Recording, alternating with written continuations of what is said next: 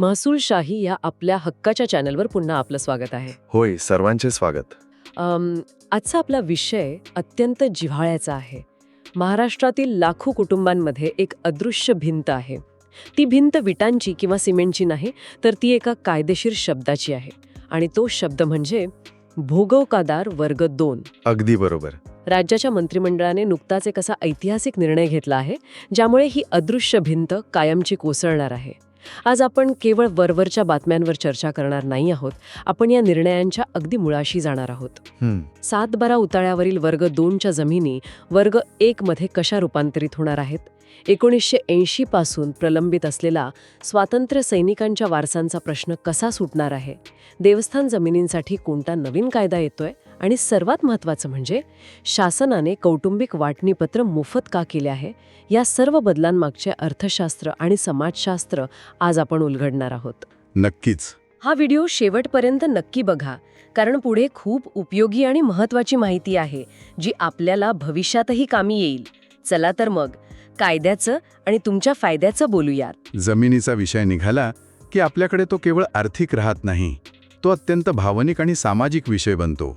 हे जे 4 मोठे निर्णय आहेत ना, ते वरवर पाहता वेगवेगळे वाटत असले तरी त्या सर्वांमागे एक समान धागा आहे. कोणता धागा? तो म्हणजे प्रक्रियेतील गुंतागुंत कमी करणे आणि जमिनीची मालकी अधिक स्पष्ट, कायदेशीर आणि व्यवहार्य करणे. बरं, मग आपण थेट या गुंतागुंतीलाच हात घालूया. मला एका सामान्य नागरिकाच्या किंवा एका शेतकऱ्याच्या भूमिकेतून समजून घ्यायला आवडेल. आपण जेव्हा 7-12 उतारा हातात घेतो तेव्हा त्यावर सत्ता प्रकार म्हणून भोगवटादार वर्ग 2 किंवा वर्ग 1 असे शब्द छापलेले असतात. हां, बरोबर. हे शब्द वाचायला मिळतात, पण खऱ्या अर्थाने याचा अर्थ काय असतो? आणि सर्वात महत्त्वाचे म्हणजे एखाद्या जमिनीला वर्ग 2 असे का ठरवले जाते? हा अगदी पायाभूत प्रश्न आहे. हे समजून घेण्यासाठी आपल्याला महाराष्ट्र जमीन महसूल संहिता 1966 या कायद्याकडे जावे लागते. अच्छा. या कायद्यानुसार जमिनींचे वर्गीकरण केले जाते. भोगवटादार वर्ग 1 म्हणजे अशी जमीन जिच्यावर मालकाचा 100% निर्विवाद आणि पूर्ण हक्क असतो. ती जमीन तो कोणालाही विकू शकतो, गहाण ठेवू शकतो किंवा दान करू शकतो. त्यासाठी त्याला शासनाची कोणतीही पूर्वपरवानगी लागत नाही? अजिबात नाही. सोप्या भाषेत सांगायचं तर ती त्याची पूर्ण खाजगी मालमत्ता असते. पण भोगवटादार वर्ग 2 या प्रकारात तसे नसते. म्हणजे तिथे काही अटी असतात? हो. वर्ग 2 म्हणजे अशी जमीन जी शासनाने एखाद्या विशिष्ट हेतूने विशिष्ट वर्गाला किंवा काही अटींवर दिलेली असते. उदाहरणादाखल सांगायचं तर भूमिहीनांना दिलेली जमीन किंवा एखाद्या विशिष्ट प्रकल्पासाठी दिलेली जमीन. म्हणजे बघा, या जमिनीवर शेतकऱ्याची मालकी असते.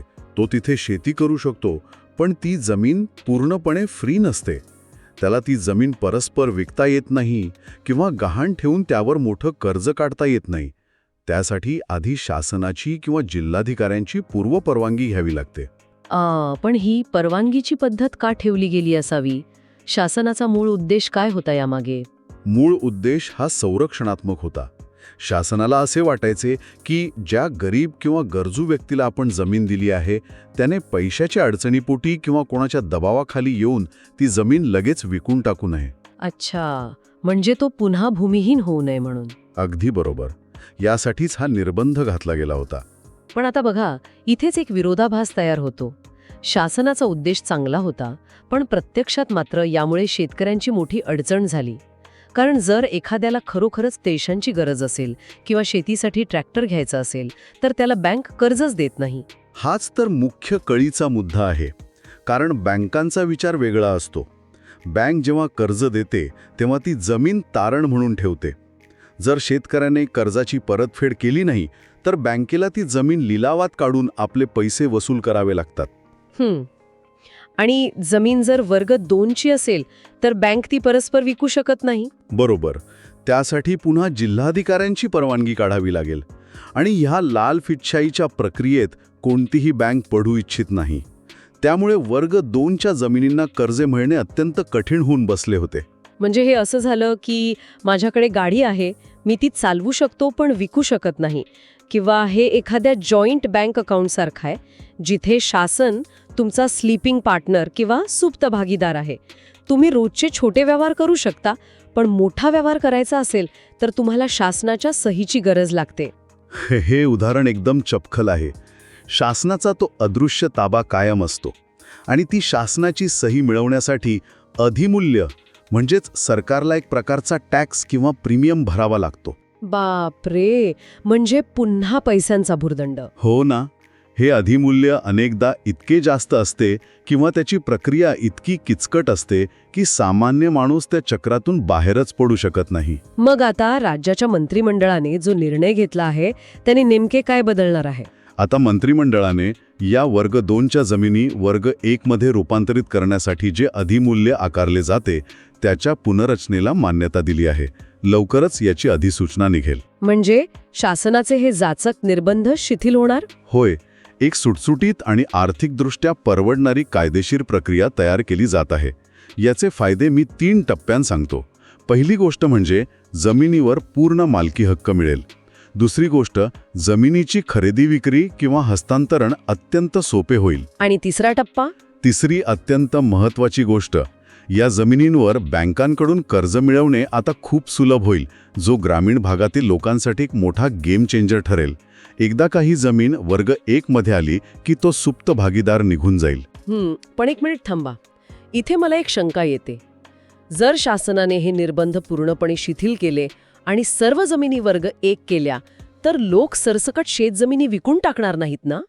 बिल्डर्स या जमिनींवर अतिक्रमण करणार नाहीत का? हा एक अत्यंत महत्त्वाचा आणि तार्किक प्रश्न आहे. पण इथे आपल्याला एक गोष्ट समजून घ्यावी लागेल. हा निर्णय सरसकट सगळ्यांना लागू होत नाही. अच्छा, म्हणजे अटी आहेतच. हो. जे लोक कायदेशीर प्रक्रियेतून शासनाने ठरवून दिलेले नवीन अधिमूल्य भरतील त्यांच्यासाठीच हा मार्ग खुला होणार आहे. आणि दुसरे म्हणजे गेल्या काही दशकात ग्रामीण अर्थव्यवस्थेची गरज बदलली आहे. बरोबर आहे. आज शेतकऱ्याला फक्त शेती करायची नाहीये, तर त्याला शेतीवर आधारित उद्योग उभे करायचे आहेत, कोल्ड स्टोरेज बांधायचे आहेत. त्यासाठी त्याला मोठ्या भांडवलाची गरज आहे. जर जमीन सहज व्यवहार करण्यायोग्य मालमत्ता नसेल तर ग्रामीण भागात भांडवल येणारच नाही. म्हणजे शासनाने ही गोष्ट ओळखली आहे की आता संरक्षणापेक्षा प्रगती आणि आर्थिक स्वातंत्र्याची जास्त गरज आहे. अशीच महत्त्वाची आणि उपयोगी महसूल विषयांची माहिती रोज हवी असेल तर महसूलशाही चॅनलला सबस्क्राईब करा, लाईक करा आणि शेअर नक्की करा. प्रश्न असेल तर कमेंटमध्ये नक्की विचारा. नक्कीच, लोकांपर्यंत ही माहिती पोहोचणे खूप गरजेचे आहे. भांडवलाची सहज उपलब्धता हा मुद्दा खरोखरच विचार करायला लावणारा आहे. यावरून मला आणखी एका अडकलेल्या भांडवलाची आठवण झाली. स्वातंत्र्य सैनिकांना मिळालेल्या जमिनींचा जो प्रश्न आहे तो एक खूप जुना आणि प्रलंबित प्रश्न आहे. अनेक लोकांचा असा ठाम समज असतो की स्वातंत्र्य सैनिकांना मिळालेल्या जमिनी त्यांच्या वारसांच्या नावावर होणे जवळपास अशक्य असते. हे नक्की काय प्रकरण आहे? तब्बल 1980 पासून हा प्रश्न का रेंगाळला होता? स्वातंत्र्य सैनिकांचा हा प्रश्न आपल्या प्रशासकीय व्यवस्थेतील त्रुटींचे एक मोठं उदाहरण आहे. देशाला स्वातंत्र्य मिळाल्यानंतर ज्या स्वातंत्र्य सैनिकांनी देशासाठी त्याग केला त्यांना शासनाने सन्मानार्थ काही जमिनी दिल्या होत्या. पण त्या जमिनी देताना काही कडक अटी घातल्या गेल्या होत्या. अनेक केसेसमध्ये या जमिनी हस्तांतरणीय नव्हत्या. म्हणजे त्या एका पिढीकडून दुसऱ्या पिढीकडे सहजासहजी जाणार नव्हत्या. तांत्रिकदृष्ट्या त्या वारसांकडे जाऊ शकत होत्या. पण जेव्हा वारसांच्या नावावर सातबारा करण्याची वेळ आली तेव्हा महसूल अधिकाऱ्यांनी जुन्या अटी आणि शर्तींवर बोट ठेवले. 1980च्या सुमारास स्वातंत्र्य सैनिकांची पहिली पिढी वयोवृद्ध होऊ लागली किंवा काहींचे निधन झाले. बापरे. हो. आणि त्यांच्या मुलांनी जेव्हा मालकी हक्कासाठी अर्ज केले तेव्हा नोकरशाहीने असे तांत्रिक मुद्दे उपस्थित केले की ही जमीन मूळ व्यक्तीलाच दिली होती, त्यामुळे ती वारसांना वर्ग 1 म्हणून देता येणार नाही. म्हणजे ज्यांनी देशासाठी आयुष्य वेचलं त्यांच्याच वारसांना स्वतःच्या हक्काच्या जमिनीसाठी सरकारी कार्यालयांचे उंबरठे झिजवावे लागले. 4 दशके हा लढा सुरू होता. होय. 1980 पासून हा प्रश्न प्रलंबित होता. आणि यात सर्वात मोठी शोकांतिका ही होती की महसूल कायद्यांच्या वेगवेगळ्या अर्थांमुळे राज्यभरात गोंधळ होता. काही जिल्ह्यांमध्ये वेगळा न्याय आणि काही ठिकाणी वेगळा न्याय अशी परिस्थिती होती. पण आता शासनाने हा गैरसमज आणि हा संभ्रम कायमचा दूर करण्याचा निर्णय घेतला आहे का? तो कसा? नवीन निर्णयानुसार शासनाने स्पष्ट निर्देश दिले आहेत की स्वातंत्र्य सैनिकांना दिलेल्या या जमिनी आता त्यांच्या शेतकरी वारसांच्या नावावर थेट केल्या जातील. नुसत्या नावावरच केल्या जाणार नाहीत तर त्या वर्ग 2 मधून वर्ग 1 मध्ये रूपांतरित केल्या जातील. म्हणजे त्यांना पूर्ण हक्क मिळेल. अगदी बरोबर. त्या कुटुंबांना आता त्यांच्या जमिनीची पूर्ण आणि खऱ्या अर्थाने मालकी मिळणार आहे. यातून केवळ एक कायदेशीर गुंता सुटला नाहीये, तर एका ऐतिहासिक अन्यायाचं निवारण झाले आहे. म्हणजे शासनाने अखेर या जमिनींकडे केवळ एक मालमत्ता म्हणून न बघता त्यामागील भावनिक आणि ऐतिहासिक मूल्य समजून घेतले. याच ओघात मला आणखी एक अतिशय किचकट आणि अनेक वर्षांपासून रेंगाळलेल्या विषयाकडे यायचं आहे, देवस्थान इनाम जमिनी. ओहो, हा तर राज्याच्या महसूल कायद्यांमधील सर्वात क्लिष्ट आणि वादग्रस्त विषय मानला जातो. हो ना, अनेक गावांमध्ये विशेषतः जुन्या संस्थानांच्या किंवा मोठ्या मंदिरांच्या परिसरात हा अत्यंत संवेदनशील प्रश्न आहे. या गुंतागुंतीच्या विषयावर सरकारकडे काय उपाय आहे? आता बघा, इनाम म्हणजे बक्षीस किंवा दान. ऐतिहासिक काळात राजे, महसूल अधिकारी किंवा नंतर ब्रिटिश सरकारने देखील देवस्थानांच्या म्हणजेच मंदिरांच्या किंवा मशिदींच्या देखभालीसाठी काही जमिनी दान म्हणून दिल्या होत्या. म्हणजे त्या जमिनीच्या मिळणारा महसूल हा देवाच्या किंवा देवळाच्या देखभालीसाठी वापरला जावा, हा त्यामागील मूळ उद्देश होता. बरोबर. कायदेशीरदृष्ट्या त्या जमिनीची मालकी ही त्या देवतेची किंवा संस्थेची असते आणि जे पुजारी किंवा वहिवाटदार असतात ते फक्त व्यवस्थापक असतात. पण कालांतराने काय झालं? पिढ्या बदलल्या, जमिनीचे तुकडे झाले आणि अनेकांनी कायदेशीर पळवाटा शोधून ह्या देवस्थान जमिनी परस्पर विकायला सुरुवात केली किंवा काहींनी तिथे घरे बांधली. पण जर मालकी देवाच्या नावे आहे तर ती जमीन कायदेशीररित्या विकता कशी येते? तिथेच तर सगळा गोंधळ आहे. कायद्यानुसार ती विकता येत नाही, पण तरीही कागदपत्रांमध्ये फेरफार करून किंवा बेकायदेशीर खरेदी खते करून हे व्यवहार झाले. परिणामी आज राज्यात हजारो एकर जमिनींवर असे लोक राहत आहेत ज्यांच्याकडे खरेदी खत आहे पण कायदेशीर मालकी नाही. म्हणजे त्यांच्या डोक्यावर कायम टांगती तलवार असते. जर शासनाने कारवाई केली तर त्यांची घरे किंवा शेती हिरावली जाऊ शकते. अगदी तसंच. हे तर एक प्रकारचे टिकिंग टाइम बॉम्ब सारखं आहे. मग या प्रलंबित समस्यांवर कायमस्वरूपी तोडगा काढण्यासाठी सरकार आता काय करत आहे? सरकार आता केवळ एखादा परिपत्रक काढून हा प्रश्न सोडवण्याच्या मानसिकतेत नाहीये. महसूल मंत्र्यांनी स्पष्ट केले आहे की या गुंतागुंतीला हाताळण्यासाठी एक नवीन कायदाच अस्तित्वात आणला जात आहे. आगामी विधानसभा अधिवेशनात या नवीन कायद्याचा मसुदा मांडला जाईल. म्हणजे हा निर्णय जुन्या कायद्यांची मलमपट्टी करण्यापुरता मर्यादित नाही, तर एक पूर्णपणे नवीन कायदेशीर चौकट उभी करणार आहे. पण अशा प्रकारच्या जमिनी मोकळ्या केल्या तर त्यातून मोठा भ्रष्टाचार होण्याची शक्यता नाही का? देवस्थानांच्या जमिनी बिल्डरांच्या घशात तर जाणार नाहीत? हाच तो कळीचा प्रश्न आहे जो सामान्य माणसाला पडतो. आणि म्हणूनच शासनाने एक अतिशय पारदर्शक पाऊल उचलण्याचे ठरवले आहे. हा मसुदा थेट कायदा म्हणून लागू केला जाणार नाहीये. मग प्रक्रिया कशी असेल? तो मसुदा मांडल्यानंतर नागरिकांकडून त्यावर हरकती व सूचना मागवल्या जातील. समाजातील सर्व घटकांना आपले म्हणणे मांडण्याची संधी मिळेल. या नव्या कायद्यामागचा मुख्य उद्देश हा देवस्थान जमिनी विकायला काढणे हा नाहीये. मग मूळ उद्देश काय आहे? जे व्यवहार आधीच झाले आहेत आणि जे लोक वर्षानुवर्षे तिथे राहत आहेत त्यांच्या हक्कांचे कायदेतज्ञांच्या मदतीने नियमन करणे, ज्याला आपण रेग्युलरायझेशन म्हणतो, तो याचा मुख्य उद्देश आहे. म्हणजेच आता अंधारात गोळ्या मारण्याची गरज नाही, सर्व काही स्पष्ट आणि कायद्याच्या चौकटीत होणार. होय, आणि यामुळे निर्धोक खरेदी विक्री शक्य होईल. अशाच नवनवीन कायद्यांच्या माहितीसाठी महसूलशाही चॅनल नक्की सबस्क्राईब करा आणि तुमचे काही प्रश्न असतील तर कॉमेंट्समध्ये विचारायला विसरू नका. होय, नक्कीच. आता आपण या संपूर्ण सविस्तर चर्चेचा एका मिनिटात एक वेगवान आणि सुटसुटीत आढावा घेऊया.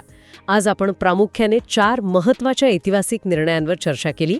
पहिला मुद्दा, महाराष्ट्र जमीन महसूल संहिता अंतर्गत भोगवटादार वर्ग 2च्या जमिनींचे वर्ग 1 मध्ये रूपांतरण होणार, ज्यामुळे शासनाचा सुप्त ताबा संपेल आणि शेतकऱ्यांना पूर्ण मालकी हक्क मिळेल. अगदी बरोबर.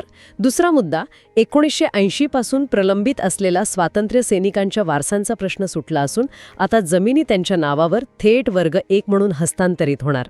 तिसरा मुद्दा, देवस्थान इनाम जमिनींवर कायमस्वरूपी तोडगा काढण्यासाठी सरकार नवीन कायदा आणणार, ज्यावर जनतेच्या हरकतीही मागवल्या जातील. हो. आणि चौथा सर्वात मोठा मुद्दा, कौटुंबिक सलोखा टिकवण्यासाठी वडिलोपार्जित जमिनीचे वाटणीपत्र आता दुय्यम निबंधक कार्यालयात पूर्णपणे मोफत नोंदवता येणार. या 4ही निर्णयांमधून एकच गोष्ट अत्यंत स्पष्ट होते. आजवर आपले कायदे हे जमिनीला बांधून ठेवण्याकडे कललेले होते, पण आता शासनाचा दृष्टिकोन बदलतोय. जमिनीला एक स्थिर मालमत्तेऐवजी एक प्रवाही आणि व्यवहार्य भांडवल बनवण्याकडे शासनाचा कल आहे. निश्चितच. तर ही होती आजची आपली सविस्तर चर्चा. प्रेक्षकांना आवाहन आहे की पुढील व्हिडिओसाठी कोणते विषय हवे आहेत ते कमेंट्समध्ये नक्की सुचवा. तसेच आमच्या अधिकृत व्हॉट्सॲप व टेलिग्राम ग्रुपमध्ये सामील व्हा. तिथेही अशीच महत्त्वाची चर्चा सुरू असते. बरोबर. हा व्हिडिओ आपल्या मित्रांना व्हॉट्सॲप ग्रुपमध्ये फॉरवर्ड करा, जेणेकरून माहिती प्रत्येक गरजू व्यक्तीपर्यंत पोहोचेल. लवकरच भेटू पुढील भागात. धन्यवाद. जय महाराष्ट्र.